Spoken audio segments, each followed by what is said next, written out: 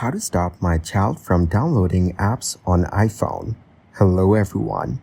In this video, I will show you how to stop my child from downloading apps on iPhone. First, launch the Settings app on your iPhone.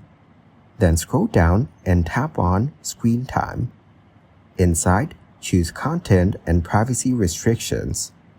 Turn off the toggle to disable content and privacy restrictions. If needed, you can turn it back on later.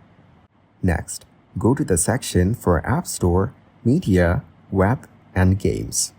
Finally, tap on Web Content, choose Unrestricted Access. Make sure the Content and Privacy Restrictions toggle is off if it's still on. Thank you guys for watching this video. Hope you got some value. Make sure to like the video and subscribe to the channel to get notified of new videos. See you in the next one.